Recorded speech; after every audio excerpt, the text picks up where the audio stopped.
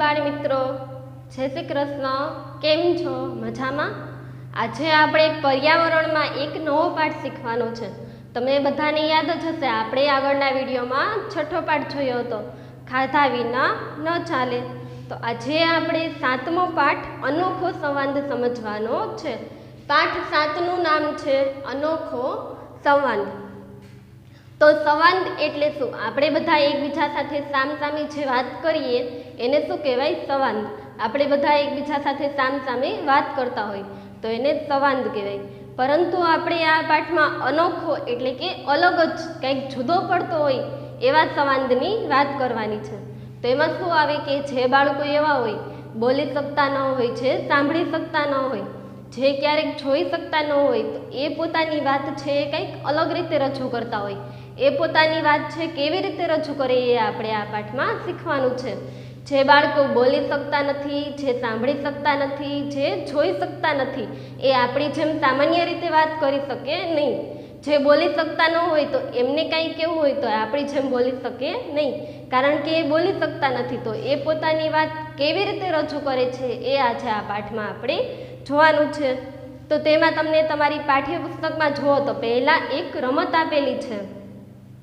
આ રમત જો તમે શાળામાં આવતા હોત તો આપણે ક્લાસમાં પણ રમત, પરંતુ અત્યારે આપણે એ ક્લાસમાં રમી શકીએ એમ નથી, તો આપણે એ રમત ખાલી સમજીશું કે એ રમતમાં શું કહેવા માગે છે। તમે જ્યારે શાળાએ આવશો ત્યારે આપણે એ રમત પણ રમીશું। ચાલો આપણે એક રમત રમીએ। આ રમતમાં દરેકે બીજાને સમજાવવાનું છે। આ રમતમાં બોલ્યા વગર જ આપણે અનુભવથી કહેવાનું છે, આપણે અભિનયથી, ઈશારાથી અને હાવભાવથી સમજાવવાનું છે। તો આ રમત શું છે કે આપણે બોલ્યા વગર જેવી રીતે વાત રજૂ કરવાની હોય ને એ રીતે આપણે બોલ્યા વગર જ આપણી વાતને રજૂ કરવાની। તમને એક ચિઠ્ઠી આપવામાં આવશે, એ ચિઠ્ઠીમાં વાક્ય લખેલા હોય, તો એ વાક્ય તમારી અભિનયથી સમજાવવાના। ધારો કે એવું લખ્યું છે, આપણે લખીએ છીએ, તો તમે એ અભિનયથી કેવી રીતે સમજાવશો? તો એમ કહેશો કે આપણે લખીએ છીએ। એવી રીતે હોય કે આપણે વાંચીએ છીએ, તો એના માટે તમે કેવો અભિનય કરશો? આપણે બધા વાંચીએ છીએ, આપણે બધા લખીએ છીએ, આપણે ચૂપ રહેવું જોઈએ, આપણે બોલવાનું નહીં। તો એના માટે તમે અભિનય કરવાનો। આ અભિનયની એક રમત છે કે એ રમતમાં તમારે અભિનયથી, ઈશારાથી, તમારા હોઠના કે મોઢાના હાવભાવથી તમારે સમજાવવાનું કે તમે શું કહેવા માગો છો। તો આ તમે રમત જોઈ કે આ રમતમાં તમારે અભિનયથી કહેવાનું। કેવી રીતે અભિનયથી કહેવાનું? તો જે બાળકો બોલી શકતા નથી, જે સાંભળી શકતા નથી અને જે જોઈ શકતા નથી, એ પોતાની વાત જેવી રીતે રજૂ કરે એવી રીતે તમારે આ રમતમાં પોતાની વાત રજૂ કરવાની। આ રમતમાં તમને ઘણી બધી ચિઠ્ઠી આપેલી હશે, એમાંથી તમારે કોઈ એક ચિઠ્ઠી ઉપાડવાની। એ ચિઠ્ઠીમાં જે લખ્યું હોય એ તમારે સામેવાળાને બોલ્યા વગર જ સમજાવવાનું। તો આ એવી રમત છે। દરેક જૂથને ચિઠ્ઠી આપેલી હશે, એ ચિઠ્ઠીમાંથી તમારે ચિઠ્ઠી ઉપાડવાની। એ જે ચિઠ્ઠીમાં લખેલું હોય એ તમારે અભિનયથી બધાને સમજાવવાનું, અને સામેવાળી વ્યક્તિ તમારા ઈશારા જોઈ અને સમજી જશે કે તમે શું કહેવા માગો છો, અને એ વાક્ય તમને કહેશે કે તમે કયું વાક્ય સમજાવો છો। તો દરેકને આ રીતે એક એક ચિઠ્ઠી ઉપાડી અને આ રમત રમવાની, અને દરેકે અભિનયથી, ઈશારાથી પોતાની વાત રજૂ કરવાની અને સમજાવવાની। તો આ રમત તમને કેવી લાગી? તો આ રમત આપણને રમવાની ખૂબ મજા આવે। ઈશારાથી સમજાવવાનું હોય, અભિનય કરવાનું હોય। તો નાટકમાં તમે અભિનય કરો ને, ઘણી વખત તમે નાટકમાં ભાગ લેતા હોય તો ઘણા નાટક એવા હોય કે જે મૂંગા નાટક હોય, તો એમાં તમારે બોલ્યા વગર જ સમજાવવાનું હોય। ઘણી વખત તમે શાળામાં માઇમ પણ કર્યું હશે, તો એમાં તમે બોલ્યા વગર તમારા નાટકનો જે હેતુ હોય ને એ તમે સમજાવતા હોય। તો આ પણ એમ નાટક જેવી છે એક રમત છે, તમારે બોલ્યા વગર બધાને સમજાવવાનું। તો આ રમત રમવાની આપણને ખૂબ મજા આવશે। શું તમે બોલ્યા વગર અભિનયથી રજૂ કરવાનું મુશ્કેલ લાગ્યું? શું તમને બોલ્યા વગર અભિનયથી સમજાવવાનું, રજૂ કરવાનું તમને ક્યારેય મુશ્કેલ લાગ્યું? તો હા, ક્યારેક એવા શબ્દો તમને આપી દીધા હોય ચિઠ્ઠીમાં કે જે ઘણું બધું અઘરું હોય, તેની તમારી એક્શન કેવી રીતે કરવી, અભિનય કેવી રીતે કરવો એ તમને ખબર ન હોય તો તમને ક્યારેક અઘરું લાગે। તો એવા બાળકો વિશે તમે વિચારો, છે બોલી શકતા નથી, તો એમને બધી જ વાત અભિનયથી રજૂ કરવાની હોય, બધી વાત તેમને ઈશારાથી બીજાને સમજાવવાની હોય, તો એમને પણ ક્યારેક અઘરું લાગે। આપણે ક્યારેય આવી રીતે એક્શન કરીને બોલ્યા ના હોય તો આપણને ક્યારેક એટલું પણ યાદ રાખવું હોય ને તો એ પણ અઘરું લાગે. તો અભિનયથી રજૂ કરવાનું ક્યારેક મુશ્કેલ લાગે, કારણ કે ઘણા શબ્દ એવા હોય છે ને તમે અભિનયથી રજૂ કરી શકો એમ નહીં. જે સહેલા શબ્દો છે એ તો આપણે પાણી પીએ છીએ, રમીએ છીએ, એવા શબ્દો તો તમે સરળતાથી તેનો અભિનય કરી શકો, પરંતુ અઘરું વાક્ય હોય તો એને અભિનયથી રજૂ કરવાનું ક્યારેક આપણને મુશ્કેલ પણ લાગે. શું તમે કોઈને અભિનય દ્વારા વાત કરતા જોયા છે? તો હા, આપણે જ વાત કરી કે આપણે નાટકમાં ઘણી વખત, માઇમમાં ઘણી વખત આપણે અભિનયથી આપણા જે નાટકનો હેતુ હોય એ આપણે બીજાને સમજાવતા હોય. વૃક્ષો બચાવો એવું નાટક હોય તો એ તમે બોલ્યા વગર સમજાવતા હોય, તો એ કેવું થયું, અભિનયથી આપણે બધાને સમજાવીએ છીએ. પછી બોલી શકતા ન હોય, જે સાંભળી શકતા ન હોય એ પણ ક્યારેક આ રીતે વાત કરતા હોય, તો આપણે એને પણ ક્યારેક જોયા હોય. તો લોકો આ રીતે ક્યારે વાત કરે? તો જ્યારે એ બોલી શકતા ન હોય, સાંભળી શકતા ન હોય, અથવા કોઈ નાટક હોય તો નાટકમાં એ રજૂ કરવા માટે આવી રીતે એક્શનથી બીજાને સમજાવે. તો હવે તમે તમારી પાઠ્યપુસ્તકનું પાછળનું પેજ જુઓ, તેમાં એક ચિત્ર આપેલું છે. એ ચિત્રમાં શું છે? તો ચિત્રમાં બે બાળકો એકબીજા સાથે ઈશારાથી વાત કરે છે. બે બાળકો તમને ચિત્રમાં દેખાય છે. એ બાળકો ઈશારાથી એકબીજા સાથે વાત કરે છે, ઈશારાથી એકબીજાને પોતાની વાત સમજાવે છે. તો તમે શાળામાં પણ ક્યારેક કર્યું હશે, ટીચર આવી ગયા હોય ક્લાસમાં અને તમને ખબર ન હોય કે કયો વિષય કરાવે છે, કઈ બુક કાઢવાની છે, તો તમે તરત જ ઈશારાથી પૂછી લો કયું પેજ કાઢવાનું, કઈ બુક કાઢવાની, એ તમે પૂછી લો. ટીચરને ખબર પણ ના હોય એવી રીતે તમે કરી લ્યો. તો એવી રીતે તમે ઈશારાથી તમે શાળામાં પણ ઘણી વખત વાત કરી હશે. આ ઉપરાંત તમે ક્યારેક પેપર આપતા હોય અને તમને ક્યારેક વિકલ્પ કે કાંઈ ના આવડતું હોય, નાના પ્રશ્ન ના આવડતા હોય, તો તમે બાજુવાળાને પૂછી લ્યો ને, પહેલામાં શું આવે, બીજામાં શું આવે. એવી રીતે તમે પણ ક્યારેક ઈશારાથી વાત કરી જઈશે તો તમને ખબર હોય કે ઈશારાથી આપણે કેવી રીતે વાત કરીએ છીએ. પણ આવી રીતે પેપરમાં ક્યારેય કોઈને પૂછીને લખાય નહીં, એવું કરાય ના કરાય. જેટલું આપણને આવડતું હોય ને એટલું આપણે પ્રામાણિકતાથી જ લખવાનું. ક્યારેય ખોટું બોલીને પેપરમાં વધારે માર્ક આવી એ સારું કહેવાય નહીં. તો ક્યારેય કોઈને પૂછીને લખવાનું નહીં, જેટલું આપણને આવડતું હોય એટલું આપણે આપણી પ્રામાણિકતાથી જ લખવાનું. મોટે ભાગે બધા લોકો એવા હોય છે બોલી શકતા હોય અને સાંભળી શકતા હોય. મોટા ભાગના લોકો આપણી જેમ બધું જ બોલી શકતા હોય, બધું સાંભળી શકતા હોય, પરંતુ કેટલાક લોકો એવા હોય છે બોલી શકતા નથી અને સાંભળી પણ શકતા નથી. આપણે બધા તો તમને બધાને ખબર જ છે, આપણે બધું બોલી શકીએ છીએ, સાંભળી શકીએ છીએ, જોઈ શકીએ છીએ. તો આપણે ઘણા બધા નસીબદાર કહેવાય કે આપણે બધું બોલીએ છીએ, સાંભળીએ છીએ. પરંતુ કેટલાક લોકો એવા છે જે બોલી શકતા નથી, કેટલાક સાંભળી શકતા નથી. એવા લોકો શું કરે છે? તો પોતાની જે વાત રજૂ કરવી હોય એ વાત તે ક્રિયા દ્વારા, એટલે કે અભિનય દ્વારા, ઈશારાથી બીજાને સમજાવે છે. તો તેઓ બીજા લોકોને કહેવા માગે છે તે હોઠના હલનચલનથી પણ સમજી જાય છે અને હોઠના હલનચલનથી તે પોતાની વાત રજૂ કરે છે. કોઈ તેમને કાંઈ કહેતા હોય ને તો એ સાંભળી શકતા નથી, પરંતુ એ આપણા હોઠના હલનચલનથી પણ એ સમજી જાય કે આપણે તેમને શું કહીએ છીએ. તો આ રીતે તેઓ ઈશારાની ભાષા સમજે છે, પછી હોઠના હલનચલનથી પણ સમજે. કોઈ અભિનય કરતું હોય ને તો એ પણ એ સરળતાથી સમજી જાય, કારણ કે એ લોકોએ નાનેથી એ જ ટ્રેનિંગ મેળવેલી હોય કે એમને ક્યારેય સાંભળેલું તો એને ક્યારેય સંભળાવવાનું જ નથી. જેને સાંભળી શકતા નથી, ક્યારેય જે બોલી શકતા નથી, એને ઈશારાથી જ કહેવાનું છે. બોલી શકતા નથી તો એ આપણી જેમ બોલીને તો કાંઈ વાત કહી જ નહીં શકે, તો એમને માત્ર ઈશારાથી જ સમજાવવાનું હોય. તો એ બધા આ રીતે સમજી શકતા હોય. આપણે બધા વિવિધ કામ કરીએ છીએ, આપણે બધા અલગ અલગ ઘણા બધા કામ કરીએ છીએ. આપણામાંથી ઘણા સારું ગાઈ શકે છે, ઘણા સારી કવિતાઓ લખી શકે છે, ઘણા ઝડપથી વૃક્ષ ઉપર ચડી શકે છે અને ઘણા ઝડપથી દોડી શકે છે, ઘણા સારું દોરી પણ શકે છે, એટલે કે ઘણાનું ડ્રોઈંગ ખૂબ સારું હોય.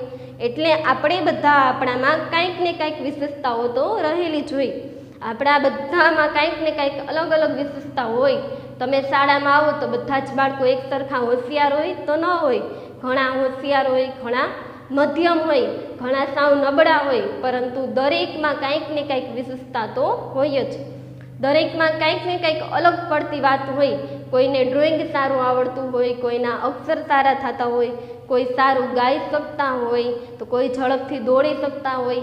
ક્લાસમાં તમે સાવ નબળામાં નબળો છોકરો જોવો છે ને વાંચતા પણ ન આવડતું હોય, ક્યારેક એ પણ સ્પોર્ટમાં સૌથી વધારે આગળ હોય. ગેમ રમવાની હોય તો સૌથી પહેલાં એ જ જીતતો હોય. તો ઘણા એવા હોય કે જે નબળા હોય પરંતુ તેને કબડ્ડી છે, ક્રિકેટ છે એવી રમત સૌથી વધારે આવડતી હોય. તો એને પાવરફુલ કેમાં હોય? તો એવા બાળકો રમતમાં હોય. કોઈને કોઈ વસ્તુમાં તે ક્યાંક ને ક્યાંક આગળ તો હોય જ.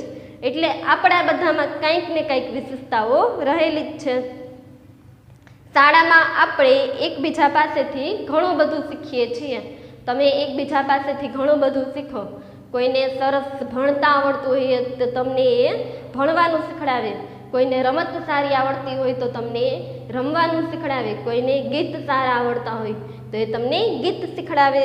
તો દરેક પાસેથી આપણને કંઈક ને કંઈક શીખવા પણ મળે જ છે. તમે જે બાળકો બોલી કે સાંભળી શકતા નથી તેવી જ રીતે તેઓ પણ શાળાએ જઈ લખે અને વાંચે પણ છે.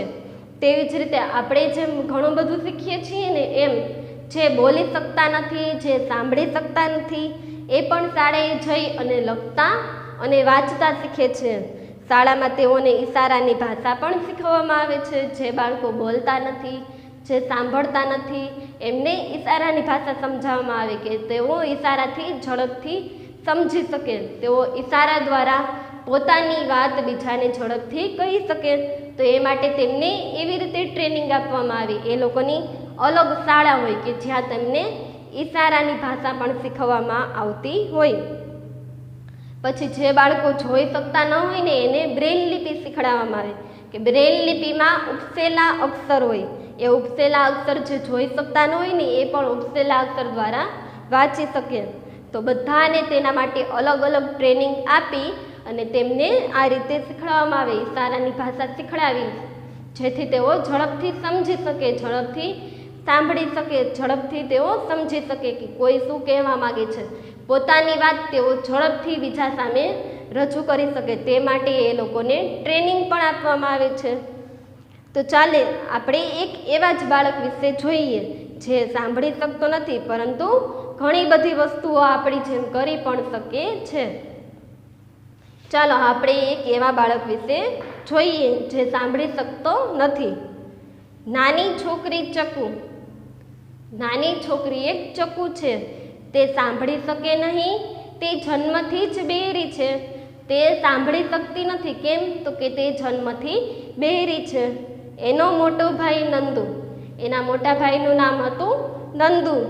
નંદુ અને ચક્કુ સાથે રમે. ચક્કુ સરસ મજાનો પિયાનો વગાડે.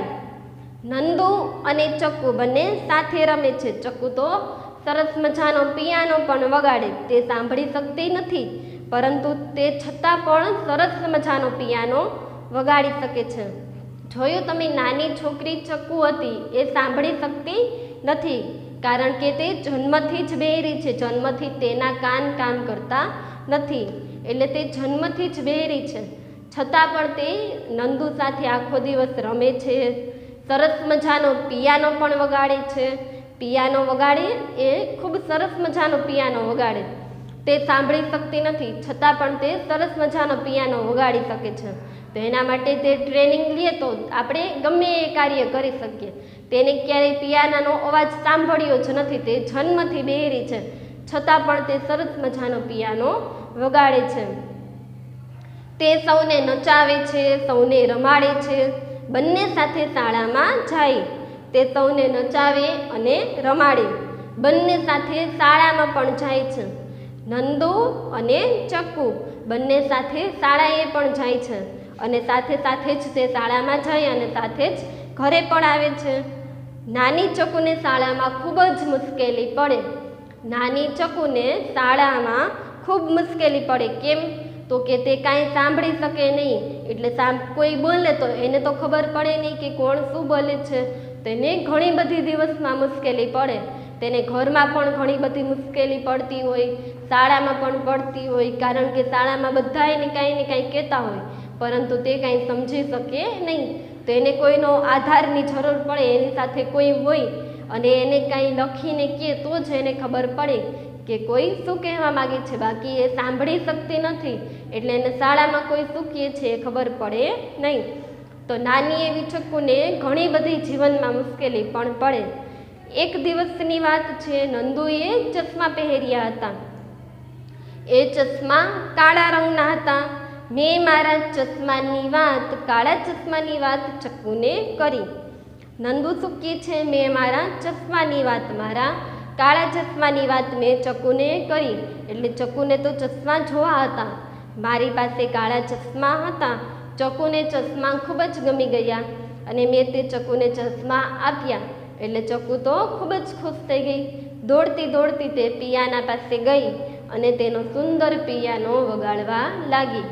તો જોયું, ચક્કુ છે એને ખાલી આટલી રીતે તમે કહો છો તો એ પણ ખુશ થઈ જાય છે, પરંતુ એ સાંભળી શકતી નથી.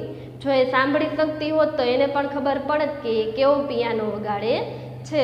તો એ ચશ્મા જોઈ અને ખુશ થઈ ગઈ. ચશ્મા પહેરી લીધા અને પાછી તે દોડતી દોડતી પોતાના પિયાના પાસે આવી અને વગાડવા લાગી.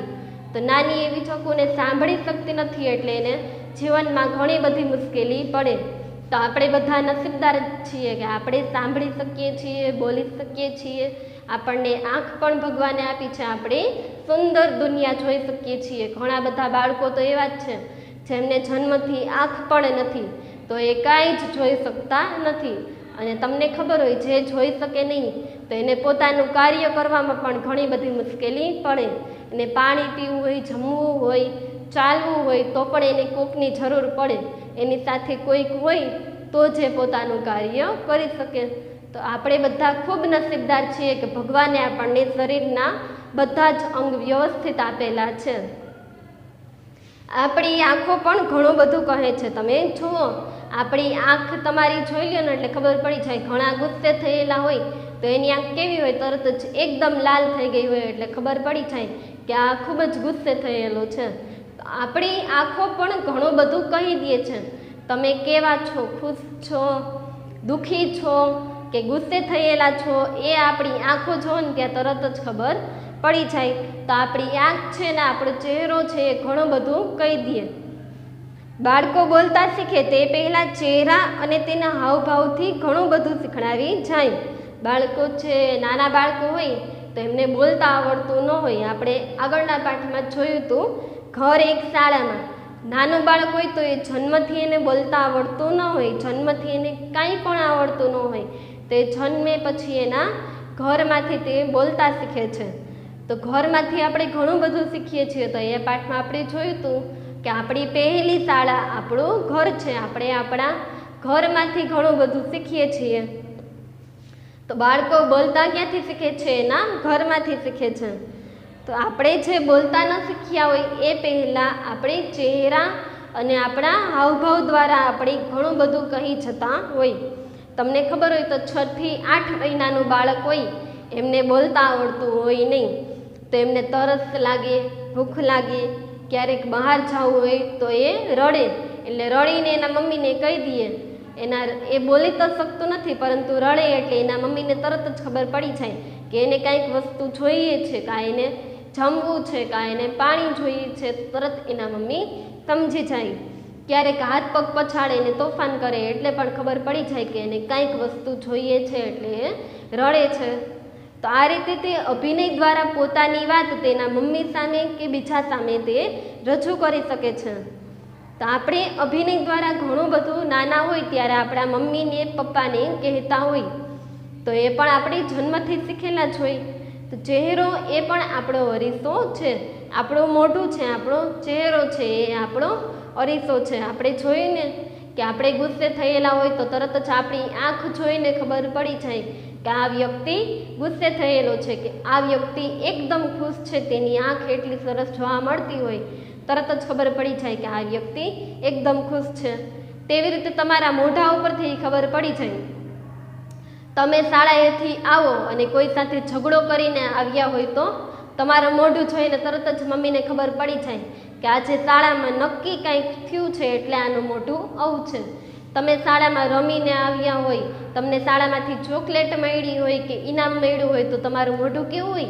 એકદમ ખુશ હોય તો તમે જ્યારે ઘરે આવો ત્યારે તમારા મમ્મીને તરત ખબર પડી જાય કે આ એકદમ આજે ખુશ છે, તો નક્કી આજે શાળામાંથી કાંઈક થયું છે, નહીંતર કાંઈ ઇનામ મળ્યું હશે, કાં શાળામાં કાંઈ નંબર આવ્યો હશે, એટલે આ એકદમ ખુશ છે. તો તમે ખુશ હોય કે દુઃખી હોય કે ગુસ્સે થયેલા હોય તો તમારા મોઢા ઉપરથી તમારા મમ્મીને તરત જ ખબર પડી જાય કે શાળામાં કંઈક બન્યું છે. તો આપણો ચહેરો એ આપણો અરીસો છે. આપણે ગમે તે આપણા મનમાં હોય ને તે મોઢા ઉપર દેખાયા વગર રીએ જ નહીં. આપણે એમ કહીને કે મનમાં ગમે એ હોય પરંતુ મોઢા ઉપર દેખાયા વગર રીએ નહીં.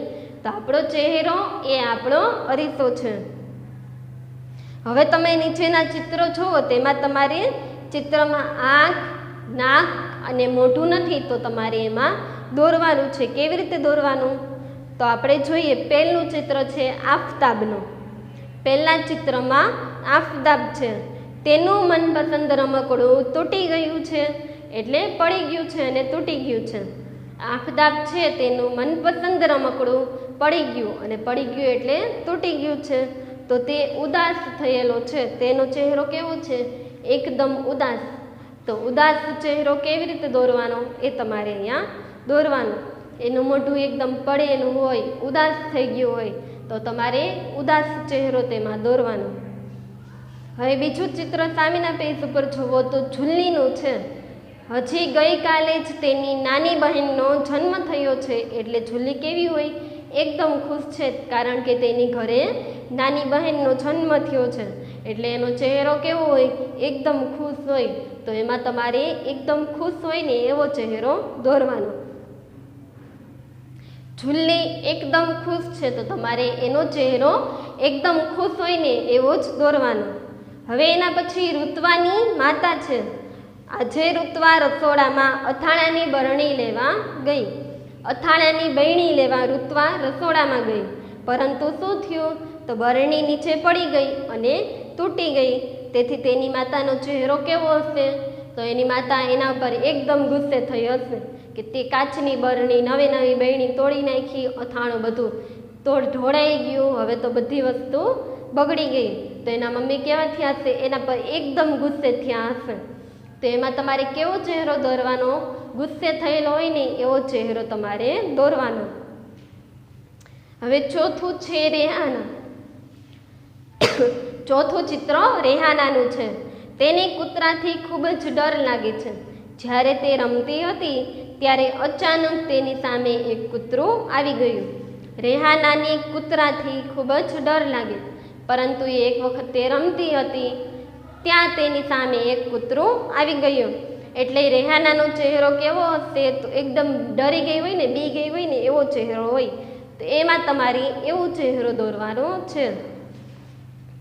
તો આપણે બધાના ચહેરા જોઈને આપણને ખબર પડી જાય કે કોઈ ખુશ છે, કોઈ દુઃખી છે, કોઈ ડરી ગયેલો છે કે કોઈ ગુસ્સે થયેલું હોય.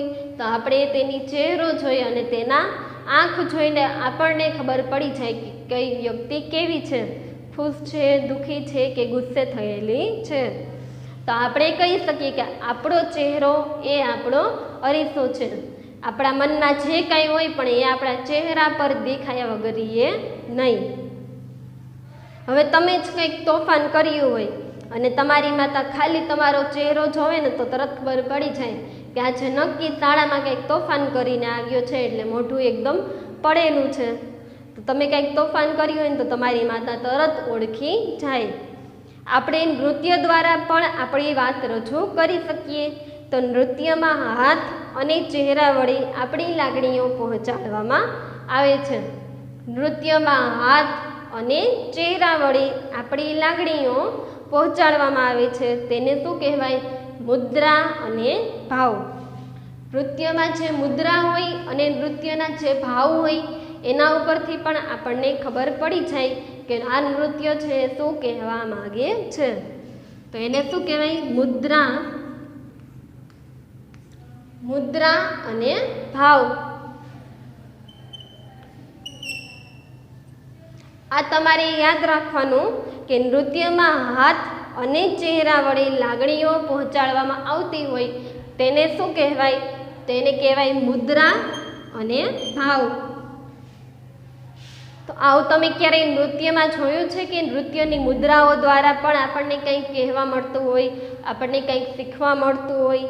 તો કથક છે, કથકલી, ભરતનાટ્યમ, આ બધા એવા નૃત્યો છે જેમાં નૃત્યની મુદ્રાઓ દ્વારા પણ આપણને કંઈક બતાવવામાં આવતું હોય.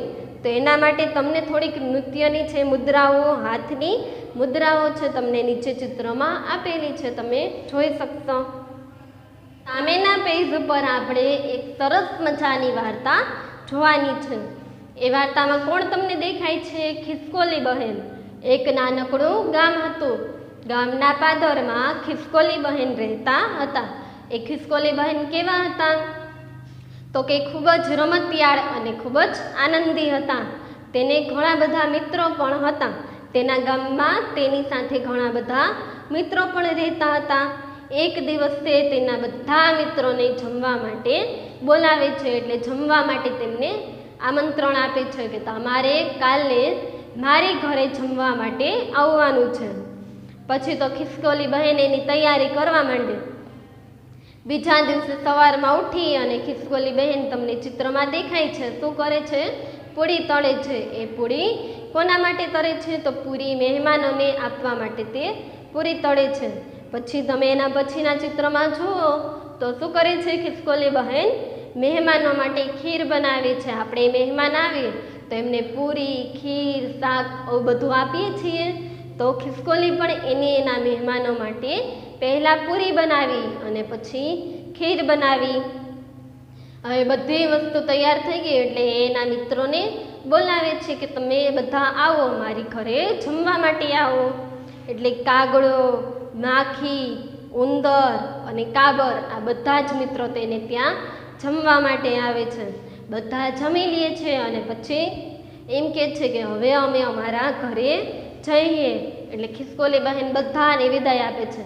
આવજો, બાય બાય, હવે આપણે પછી મળીશું.